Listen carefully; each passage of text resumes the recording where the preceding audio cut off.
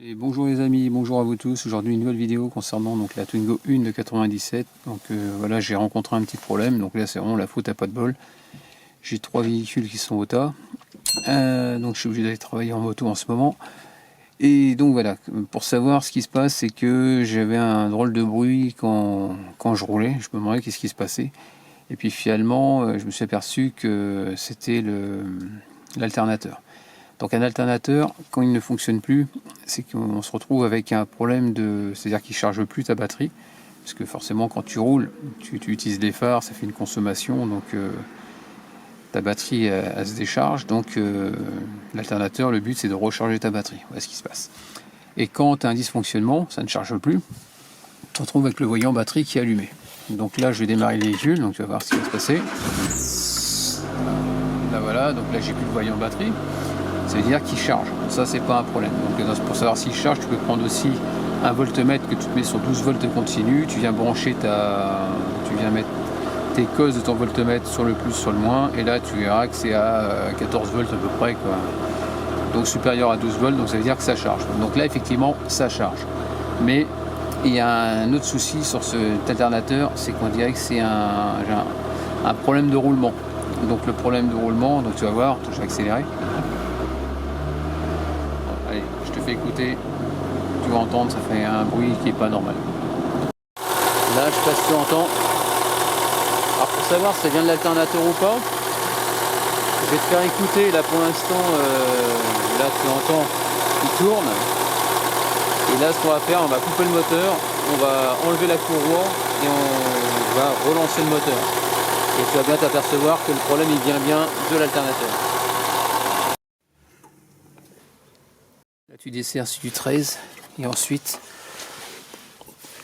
tu remontes l'alternateur et là tu dégages ta courroie. Voilà, c'est fait. Ok. Maintenant on va redémarrer, tu vas voir le bruit que ça fait plus de bruit. Donc là on peut entendre que ça fait un bruit normal. D'accord. Donc voilà, vu que j'ai retiré la courroie d'accessoires, bah forcément on ne recharge pas la batterie. Donc là on peut voir que j'ai le voyant batterie qui est allumé. Donc si tu roules comme ça, tu vas forcément tomber en panne. Donc là je coupe tout. Donc voilà, je vais défaire la masse de la batterie. Pourquoi je défais la masse de la batterie? C'est très simple. C'est que si je la laisse brancher, ici on va défaire le plus de l'alternateur. C'est-à-dire que tu as une cosse, une grosse cosse, qui tient par une vis de 10. Donc là c'est faut que je défaire en bas. Avec une clé à œil, ça va le faire. Contrebas. Donc ça c'est le plus, le rouge, et le bleu, le petit, c'est le moins. Donc ici, c'est là-dessus que se branche le plus, et le moins là-dessus. Donc tu vois, tu as des bornes en plastique. Il ne faut pas te tromper, ça c'est du 8, ça c'est du 10. Donc ça c'est je l'ai acheté chez Partoto. Donc probablement ça va être la référence, c'est un Valeo. Donc voilà les références. 6 novembre 2025. Je ne sais pas pourquoi c'est marqué ça. Parce qu'on est en octobre, je n'ai pas compris. Bizarre. Bon, enfin bref. Donc on va remonter ça. Ce que je peux voir, c'est qu'ici il y a une prise électrique que là j'ai plus. Ah, il y a écrit le L. Ah, le L il est là. Et là c'est le L. Là, il faudrait que je mette une cosse en gros. Ça y est, je viens de virer cette cosse là, parce que c'est pas pareil. A priori, c'est sur cette prise là que ça va. Donc j'ai dû m'adapter. Et puis voilà, c'est tout. Là, elle est montée, je l'ai serrée, puis il n'y aura plus qu'à brancher. Allez, c'est parti, je remets l'alternateur en place. Je viens de les mettre en place direct, c'est serré. Comme ça, moi, je suis pas embêté après. Et maintenant, je vais pouvoir le mettre en place, c'est-à-dire en mettant la vis du bas. Et puis voilà.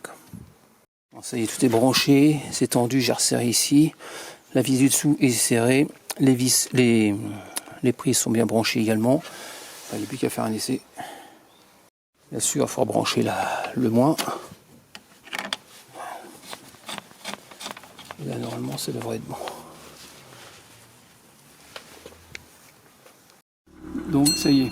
Là, il n'y a pas de voyant batterie, donc c'est bien branché, il n'y a pas de souci. Et voilà, ça fait un bruit normal d'alternateur. Bon, ça y est, une voiture opérationnelle. Donc, je suis content, j'ai la moto, maintenant j'ai la Twingo.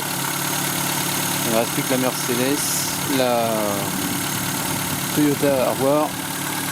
Et samedi, j'attends l'Audi A3. Donc terminé pour ce petit tuto, en espérant que c'était plu. N'hésite pas à me laisser des commentaires avec des j'aime ou j'aime pas, comme d'habitude. Et puis je te dis à très bientôt. Allez, ciao.